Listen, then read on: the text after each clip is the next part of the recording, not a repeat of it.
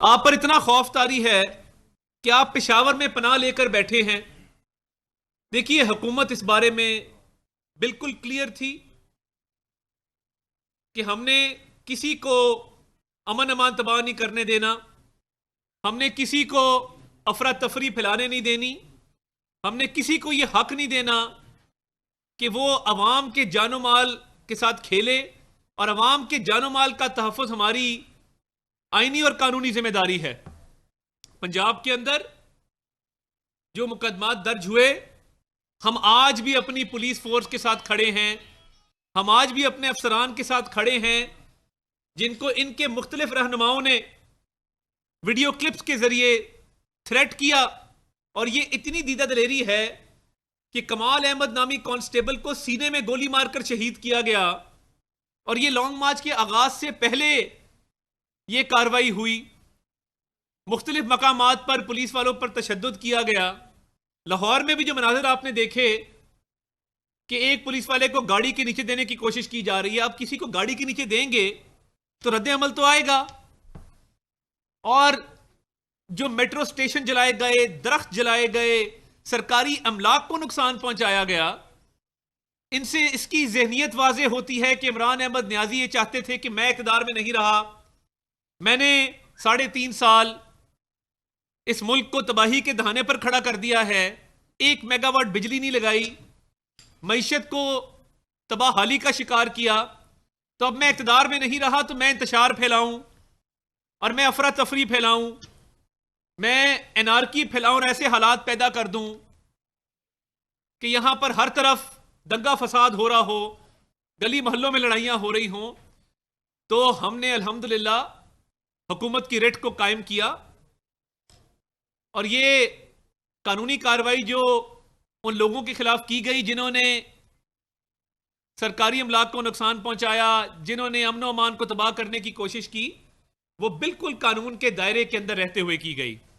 अब आज इन्होंने 22A-22B की एक एप्लीकेशन दी है कि उन अफसरान के खिलाफ पर्चे काटे जाएं जिन्होंने गिरफ्तारियां की, या जिन्होंने ड्यूटी के दौरान जो लोग नक्शे अमन में मुलव्विस थे उनको रोका, उनके खिलाफ कानूनी कार्रवाई की। तो हम इसके लिए भरपूर तौर पर तैयार हैं, किसी अफसर के खिलाफ आपको गैर कानूनी कार्रवाई नहीं करने देंगे। 22A-22B पर जस्टिस आसिफ सईद खोसा साहब की बतौर चीफ जस्टिस जजमेंट्स मौजूद हैं कि इसका बेदरेग इस्तेमाल नहीं हो सकता। हम जानते हैं कि आप जब दोबारा लॉन्ग मार्च के लिए आएंगे अपने लाहो लश्कर के साथ, तो आप चाहेंगे कि इस दफा अमन व अमान ज्यादा खराब हो, इसीलिए आप इन अफसरान के खिलाफ कार्रवाई की दरखास्त दे रहे हैं।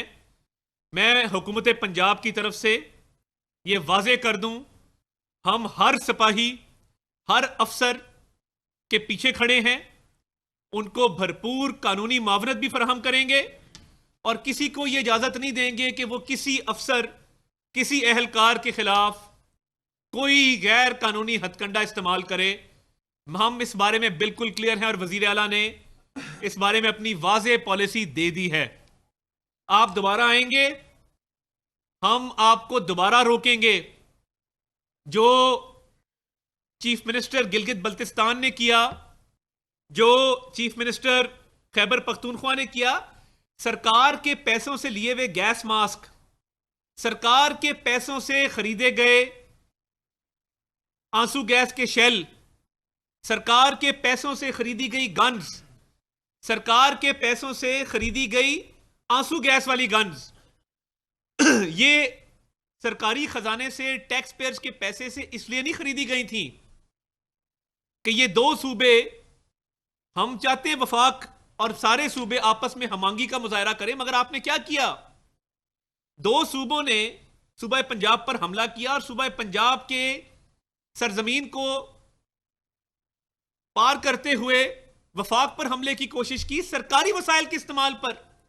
हम पहले दिन से कह रहे थे कि आप पुरअमन एहतजाज करें, आइन और कानून आपको हक देता है कि आप पुरअमन एहतजाज करें, बतौर सियासी पार्टी एहतजाज करें, मगर सरकारी अहलकार साथ लेकर, सरकारी असला साथ लेकर, सरकारी आंसू गैस साथ लेकर जब आप हवाई फायरिंग करेंगे और आकर हमलावर होंगे तो इसकी दोबारा भी इजाजत नहीं दी जा सकती। हमने सीएम गिलगित बल्तिस्तान के खिलाफ अटक के जिले में पर्चा दर्ज पहले ही कर दिया था और बाकी भी जो लोग मुलविस हैं उन पे पर्चे दर्ज किए जाएंगे, कानून हरकत में आएगा। क्योंकि आपने जो आग लगाई, जो जलाओ घेराव किया, जो सरकारी अमलाक को नुकसान पहुंचाया, ये आपके पास गिलगित बल्तिस्तान के सूबे के वसाइल और खैबर पख्तूनख्वा के सूबे के वसाइल इसलिए नहीं हैं, वो इसलिए हैं कि लोगों को सस्ती रोटी दें, लोगों को सस्ती चीनी दें, लोगों के जानो माल का तहफ़्फ़ुज़ करें। ये बंदूकें अगवा रोकने के लिए हैं, ये रेप रोकने के लिए हैं, ये बंदूकें आम शहरियों के तहफ़्फ़ुज़ के लिए हैं। ये बंदूकें इसलिए नहीं हैं कि अली अमीन गंडा पर उठाए और आपके सियासी मकासद को और आपके जो मजमूम मज़ाइम हैं उनको पूरा करने के लिए फायरिंग करता फिरे। हम अपनी फोर्सेस के भी जानो माल का तहफ़्फ़ुज़ करेंगे। हम किसी सिपाही को, किसी अहलकार को, किसी अफसर को आपकी अना और आपके अनाद की भेंट नहीं चढ़ने देंगे। आपको हरगिज़ ये इजाजत नहीं दी जाएगी कि आप आए और सरकारी असला इस्तेमाल करके, सरकारी आंसू गैस इस्तेमाल करके पंजाब की फोर्सेस पर हमला करें, पंजाब की पुलिस पर हमला करें, बावर्दी अफसरान साथ लाएं। मैं फेडरल गवर्नमेंट को भी दरख्वास्त की है कि आईजी गिलगित बल्तिस्तान के खिलाफ भरपूर कार्रवाई अमल में लाई जाए। उनके बावर्दी अफसरान इस लॉन्ग मार्च में शरीक थे और अटक के पुल पे उन्होंने महाजारई की पंजाब पुलिस के एहलकारों और अफसरान के साथ। तो हम बिल्कुल इस मामले में क्लियर हैं, हम डिटर्मिन्ड हैं। हमने ये फैसला किया है कि जो कोई किसी गैर कानूनी फेल में मुलव्वस होगा उसके खिलाफ कानूनी कार्रवाई करेंगे। और हमें पता है कि आपके पास नंबर नहीं है, आपसे लोग इकट्ठे नहीं हुए। शफकत महमूद के खिलाफ भी आपकी पार्टी कार्रवाई करने का सोच रही है। लाहौर में किसी चिड़ी ने पर नहीं मारा, आपके लोगों ने आपकी कॉल को मुस्तरद किया, पूरे पंजाब से कोई शख्स नहीं निकला। और ये जो बड़े बड़े दावे करते थे फवाद चौधरी जैसे, खुद छुपकर पतली गली से जा निकले, तो किधर हैं आपके लोग? जो खैबर पख्तूनख्वा से आप सरकारी लोग लेकर आए थे, उनके तो ड्यूटी आवर्स होते हैं, वो सियासी कारकुन थोड़ी हैं। वो तो 9 से 5 उनकी नौकरी थी। वो जब नौकरी का ओवर टाइम हुआ, जब शाम ढली, जब रात के 10-11 बजे, तो उन्होंने तो आपको मुड़ के कहा कि भाईजान हम तो सुबह 9 बजे दफ्तर आते हैं, 5 बजे घर चले जाते हैं। तो ये ओवर टाइम चल रहा है कि रात के 10 बज गए हैं। तो आपने मुड़ के देखा, आपके पास तादाद नहीं थी कि आप रेड जोन तक भी जाते। तो अपनी नाकामी और जो आपने बुलंदोबांग दावे किए, ये अवाम आपको पहले ही मुस्तरद कर चुकी थी। अब आपकी अपनी पार्टी में लोग मौजूद नहीं हैं जो मोबिलाइजेशन कर सकें। आप उस महाज पर भी नाकाम हो चुके हैं। हम वाज़े पैगाम दे दें, हम पूरी कानूनी जंग लड़ेंगे अपने अफसरान के लिए, अपने एहलकारों के लिए। और जो शहीद हुए, एक कांस्टेबल जो लाहौर में शहीद हुआ, कमाल, उसकी फैमिली के साथ हम खड़े हैं और खड़े रहेंगे। और हमने शोहदा पैकेज में से उसकी फैमिली के लुक आफ्टर के लिए भी ऐलान किया है। वज़ीर आला खुद गए, मरीम नवाज शरीफ साहिबा गई, फिर सियालकोट के कांस्टेबल के घर गए। कल हमारा वफ्द फैसलाबाद का जो एक कांस्टेबल एक्सीडेंट में शहीद हुआ था, उसके घर कर्नल अयूब गादी और हमारे मकामी रहनुमा वहां गए और उधर भी उसकी फैमिली के लुक आफ्टर के लिए और जो बाकी उनके मामलात हैं शोहदा पैकेज के, उधर जाकर उसका ऐलान किया। तो हम बिल्कुल इस मामले को खराब नहीं होने देंगे, आपको रोकेंगे भी। और जहां जहां आपके लोग कानून को हाथ में लेंगे, उनके खिलाफ भरपूर कार्रवाई होगी। हमने आज अपने वकला को और जो हमारे एडवोकेट जनरल साहब हैं, प्रोसिक्यूशन सर्विस वाले अफसरान को ये हिदायत की है कि ये जो अफसरान के खिलाफ एप्लीकेशंस आ रही हैं और इसको बतौर एक हिकमत अमली इस्तेमाल किया जा रहा है कि अफसरान के खिलाफ पर्चे दर्ज किए जाएं, इसका भरपूर मुकाबला करेंगे। किसी को आप सरकार की ड्यूटी से नहीं रोक सकते। ये कार्य सरकार में मुदाखलत है। इस मुल्क को आगे चलने दें। आपने जो तबाहकारी की है, इस मुल्क के साथ खिलवाड़ किया है, आप अपने खिलाफ एहतजाज जरूर करें और खैबर पख्तूनख्वा के लेडी रीडिंग हॉस्पिटल के बाहर करें, जहां के हालात इतने मखदूश हैं कि हर रोज बच्चों की डिलीवरियां बाहर हो रही होती हैं। आपने एहतजाज करना है, आप BRT पेशावर के सामने करें जाकर, जिसमें अरबों रुपए के घपले हैं। आपने एहतजाज करना है, आप खैबर पख्तूनख्वा के वजीर आला सेक्रेटेरिएट के सामने करें, जहां पे रोज अरबों रुपए की डीलें होती हैं। आपने एहतजाज करना है, उसके लिए एक पुरफिजा मकाम भी मौजूद है, मालम जब्बा का। आप जाएं और सरकारी हेलीकॉप्टर में मत जाइएगा, वो लोगों के पैसों से आया है। आप सड़क पर सफर करके मालम जब्बा जाए, बड़ा पुरफिजा मकाम है, वहां जाके एहतजाज करें कि मालम जब्बा का केस अरबों रुपए का क्यों बंद किया गया। और देखिए, उनको बड़ा एतराज है, वो बुरा मान जाती हैं जब मैं फराह गोगी कहता हूं 6 अरब का उन्होंने मुझे नोटिस भेजा, तो उसके अंदर उनको ये एतराज नहीं है कि मैंने करप्शन का इल्जाम लगा। उन्होंने कहा मेरा नाम फरज शहजादी है, मुझे फराह गोगी कह के क्यों पुकारा।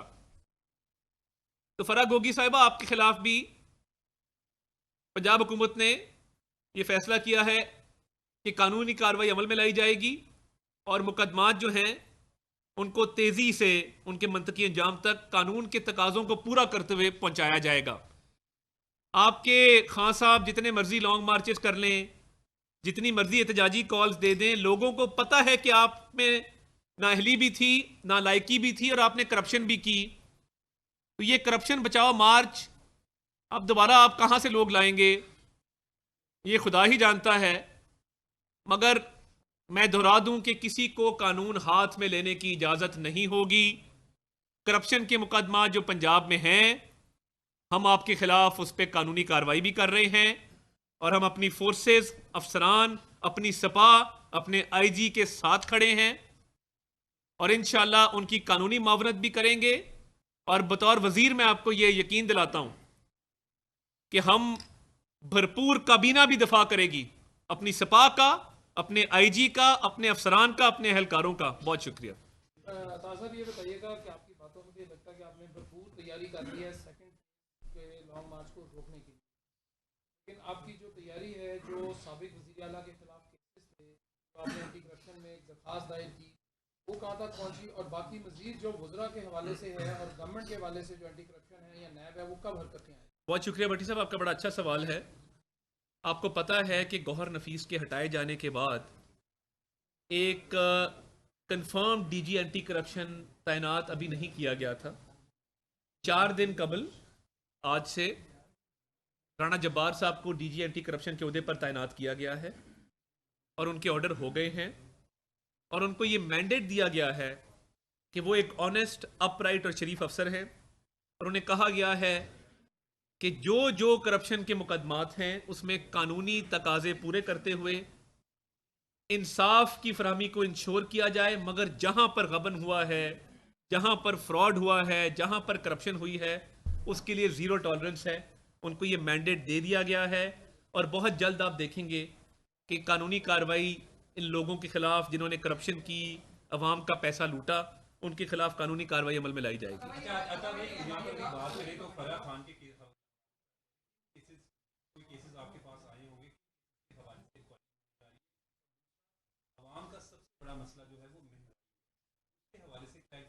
बहुत शुक्रिया। देखिए, एक तो आमदन से ज़ायद असासों का केस है, अफसरान की पोस्टिंग ट्रांसफर्स में पैसे लिए जाने का केस है, हाउसिंग सोसाइटी का केस है और हमारे पास दस्तावेजी सबूत मौजूद हैं जहाँ जहाँ पे कमीशन लिए गए ठेकों के अंदर, तो वो तो कार्रवाई अमल में लाई जाएगी। दूसरा, जो महंगाई के हवाले से मामला है, हुकूमत ने आटे के ऊपर जो 200 अरब रुपए की सालाना सब्सिडी देने का फैसला किया था, आटे का थैला 10 किलो का 490 रुपए पर बरकरार रहेगा, जिसकी मार्केट में कीमत 650 रुपए है।